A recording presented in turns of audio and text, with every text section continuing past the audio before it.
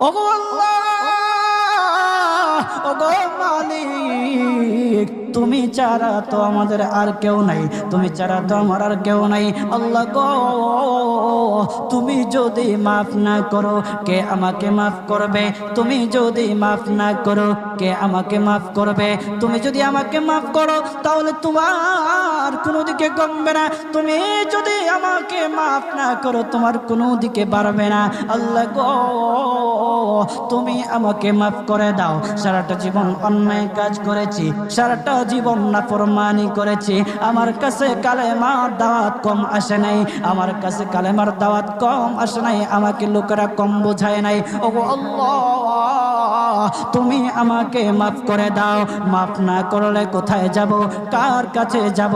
বাবা যখন মারে তখন মার কাছে আশ্রয় নেওয়া যায়, মা যখন প্রহার করে তখন বাবার কাছে